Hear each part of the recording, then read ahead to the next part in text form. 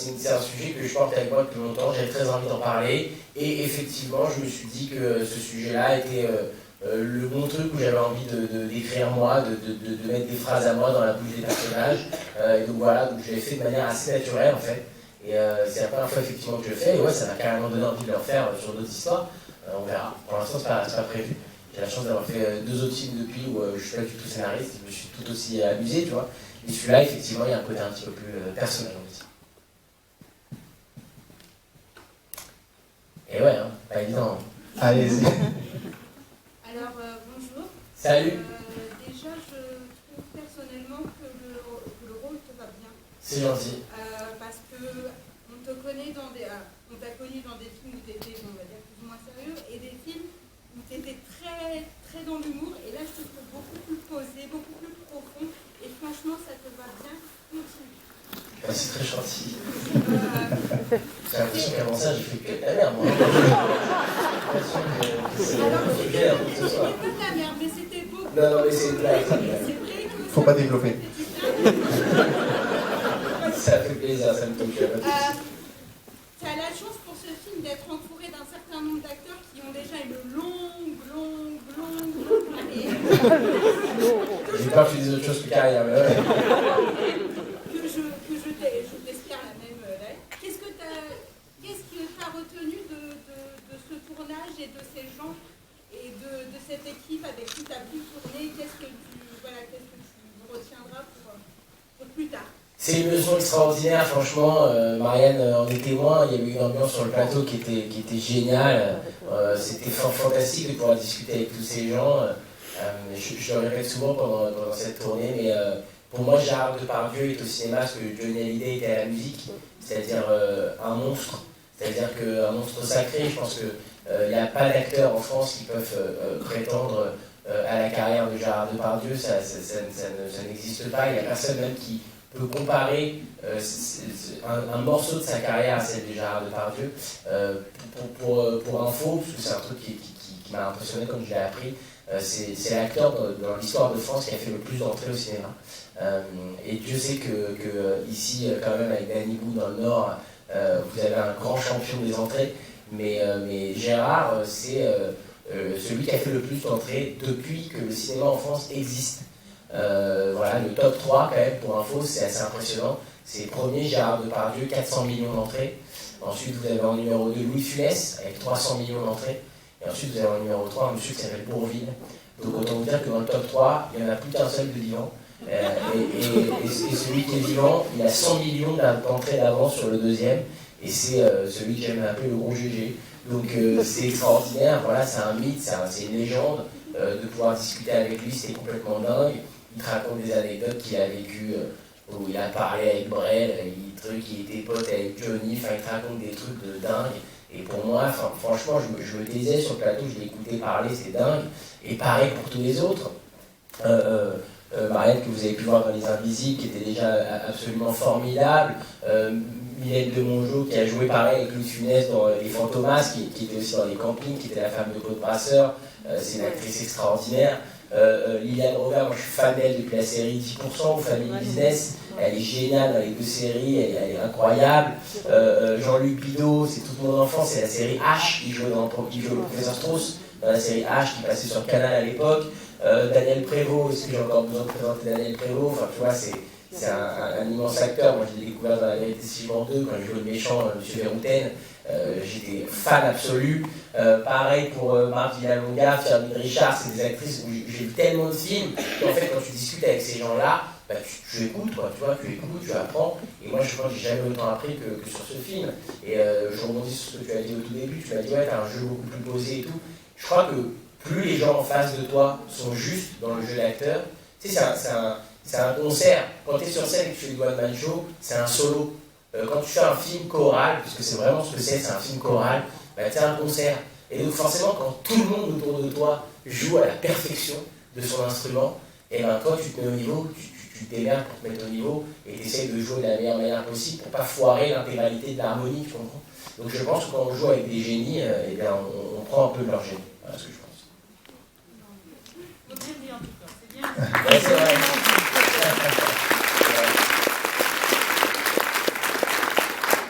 Monsieur, allez-y.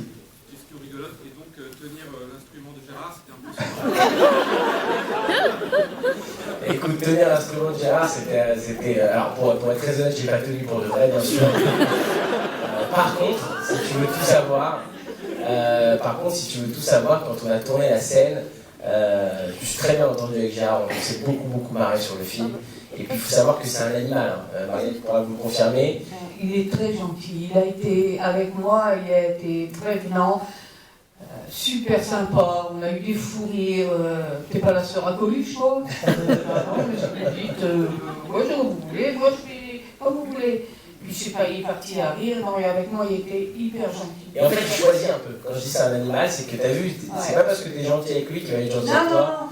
C'est lui qui choisit, tu vois. Il arrive, c'est un animal, il sent. Des fois, il y a des gens, tu vois, des fois, il y a le régisseur son, il avait rien fait, le pauvre, il arrive avec son micro, et Gégé lui disait, je pas ta gueule. Tu vois, et donc t'as le régisseur son qui est là, c'est notre arbitre qui me dit ça, tu vois. Et il était là, il dit, ah bon, monsieur Martin, pourquoi vous aimez pas Maggie du Cheveux? Je pas ta gueule. Il a une gueule de mec qui fait chier, je pas ta gueule. Donc en fait, c'est un animal. Donc moi, j'ai eu une chance incroyable, c'est que dès le début, il m'a kiffé. Il m'a dit, ah, j'aime bien, t'as une bonne énergie, t'es un bon délire. Donc on se marrait à fond. Et pour aller au bout de cette anecdote, dans cette scène, on joue la scène, ok, il rentre dans les toilettes, et la prod lui avait proposé d'avoir une sorte de slip, quoi, pour lui tenir un peu le gay, quoi. Et lui, il a dit non, je veux pas de ces conneries, là, tu vois.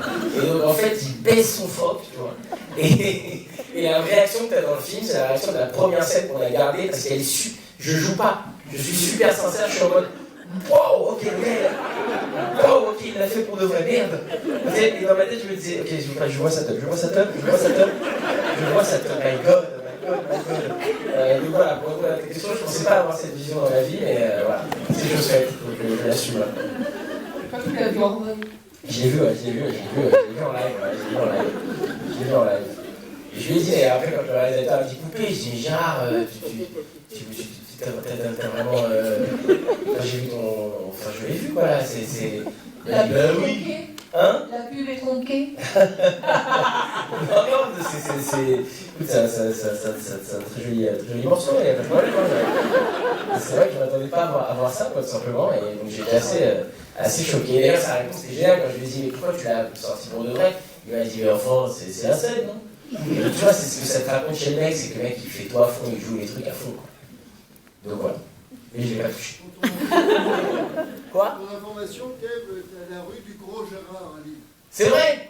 Il y a la rue du Gros Gérard. C'est ma voisine qui vient de me le dire. Ah, c'est génial. Bah, fantastique. Je sais pas, elle est en l'honneur de qui, mais je suis sûr que ce sera en son honneur, c'est sûr, c'est sûr. Gérard de la guerre. Est-ce qu'il y a d'autres questions ou d'autres règles? Ah bah oui, levez la main en avance comme ça. Allez-y, mademoiselle. Alors, tout d'abord, je voulais dire que j'ai adoré le film, franchement, c'était top, et j'adore ce que tu fais. C'est gentil. Et je me demandais quelle avait été la scène la plus difficile à tourner. Écoute, on vient en parler. Écoute, on vient en parler, ça a été franchement une scène dure à faire parce que mort de rire, quoi. Mort de rire tout le temps. Et même lui, en fait, ça le faisait marrer de baisser son froc parce qu'il voyait que ça m'impressionnait et que ça me mettait mal à l'aise. Mais après, quand j'étais en face de lui, yeux dans les yeux, et je lui disais, est-ce que je peux... ça le faisait marrer, quoi. Donc en fait, on a eu du mal à faire ça là. Et puis quand même, on va le reconnaître, Marianne, la scène de la bouteille où tu me dis baise-moi, on s'est sacrément bien marré, quand même. Ça, c'était un gros fou rire. C'est vraiment des bons souvenirs. J'ai pas ouvert trop ma gamelle, mais c'était des phrases, des bonnes phrases. Ils n'ont pas fonctionné, mais c'était des bonnes phrases. Alors on sait pas ça, on voit pas le bisou. Il y a eu le bisou ou pas? Non, il n'y a pas eu de bisous. Non, il n'y a pas voulu. Non. Alors malheureusement, à cause des conditions sanitaires, Oui, on va pas pouvoir... J'avais acheté un bon dentifrice qui sentait bon. c'est la mauvaise volonté là. Monsieur, vous aviez une question? Moi, je voulais savoir s'il y avait eu de l'exploration de terrain un peu, parce que pour avoir un peu travaillé en maison de retraite, on trouve vraiment des clichés et des résidents qui collent, quoi. Enfin, Quand vous dites des clichés, c'est des réalités ou des choses... Les deux, aussi bien des réalités, c'est vrai que d'avoir un peu l'aide-soignant qui fait tout, qui fait coach, qui fait animateur, qui fait jeu de société, qui fait aide-soignant, et d'avoir aussi des résidents, le résident grincheux qui envoie tout le monde bouler, celui qui aime bien faire des croche-pattes avec sa canne. Voilà, il y en a de tout, et vraiment, j'en ai trouvé pas mal que j'ai pu rencontrer. Donc, savoir si vous allez, je sais pas, visiter un peu. Énormément. Beaucoup de boulot au script, que ce soit de ma part ou du travail, ou de la part de Catherine Diamant qui a coécrit le script quand même avec moi, qui a fait un travail monumental. On a eu énormément je sais que Catherine a été carrément en maison de retraite. Moi, pour ce qui est de ma part, moi j'ai un de mes meilleurs amis d'enfance qui a travaillé pendant 2 ans et demi dans une maison de retraite en tant que aide-soignant, stagiaire, mis au truc. Et il me racontait des histoires assez dingues et j'ai pris pour l'habitude de les noter. Donc il y a plein de scènes que vous avez dans le film qui sont des trucs que lui m'a raconté. À savoir, le premier jour, il arrive, on lui demande de changer les draps. Il m'a dit, j'ai cru que j'allais jamais m'en remettre. C'est une vraie scène. Alors on a hésité longuement. On s'est dit, ah ouais, mais c'est pas cool. Ça montre un côté un peu graveleux, un peu dégoûtant des personnes âgées. Sauf que lui, il m'a dit, non mais si tu ne mets pas ça, tu tombes dans le monde de Disney. Il me dit, c'est exactement ce qu'on vit. Il me dit, c'est pas une blague. Il me dit, après, t'es pas obligé de montrer les choses d'une manière sale, mais il faut qu'on comprenne dans quel monde ce mec arrive. Donc typiquement, quand il va changer les draps au début, qui est dégoûté, c'est une vraie anecdote qu'il m'a racontée. Même la relation avec Lino dans le film, c'est une relation que lui a eue. Il jouait tous les jours aux cartes, alors c'est un mix de Alfred et de Lino dans le film, il jouait tous les jours aux cartes avec un pensionnaire qui était un peu le patron de la maison de retraite, qui était un peu l'ancien, celui que tout le monde respectait. Et ce monsieur est décédé pendant que lui travaillait là-bas pendant les 2 ans et demi. Et il est arrivé chez moi un soir, il était détruit. Et je lui ai dit, mais c'est un monsieur que tu connais depuis moins d'1 an. Tu travailles là-bas 2 fois ou 3 fois par semaine, tu parles pas avec lui tout le temps, t'es dans un état, mon pote, on dirait que Et il me dit, c'est exactement comme si j'ai perdu un proche, quoi. C'est-à-dire que c'est des rapports tellement intenses, tellement forts, d'aller là-bas tous les jours, de rencontrer ces gens, de parler avec eux, de toute leur vie, leur intimité. Donc ça aussi, c'est très inspiré de ce qu'il m'a raconté. Le coup du micro ouvert, c'est un vrai truc qui arrivait à la maison de retraite, où il travaillait. C'est-à-dire qu'il y a des... Alors évidemment, ils ne sont pas dit ça, mais il y avait des micros qui étaient ouverts pour annoncer les déjeuners, les repas, les activités. Et un jour, le micro est resté ouvert et il y a une fille qui a commencé à raconter toute sa vie. Il m'a raconté ça, je trouvais ça génial. Et il me disait, toutes les personnes âgées étaient mortes de rire dans le réfectoire parce qu'on entendait la fille raconter tous ses problèmes et toute sa vie et tout ça. Donc en fait, je lui ai piqué plein de choses. Et pareil, Catherine, ma co-scénariste, elle était, elle, dans les maisons de retraite, elle a posé plein de questions et elle a piqué plein de choses. Et on a essayé de faire le film le plus réaliste possible, le plus juste possible, pour que voilà, les gens qui ont vraiment travaillé dans ces endroits-là s'y reconnaissent et se disent, c'est vrai, c'est exactement ça qu'on vit, quoi. Donc voilà, ça a été quand même très très documenté. Franchement, ça a été très très documenté. Et ce film, il n'a pas été fait dans le misérabilisme. Il a été fait dans le respect de l'ancien, des personnes âgées. Ils ont senti le potentiel qu'il y avait, mais sans affliger les personnes âgées. Il fallait vivre l'expérience pour comprendre que l'humanité dans celui-là, c'est une fiction. Dans celui-là, l'humanité, il n'y en avait plus, et il a fallu qu'un gamin de 20 ans... s'amène pour rebooster nos anciens avec tendresse, gentillesse, pas au début, tendresse, gentillesse, et vous voyez comment ça peut redonner la vie et la force aux gens, comment ces personnes âgées ont pu retrouver le peps, et combien d'EHPAD sont comme ça, malheureusement. C'est vrai.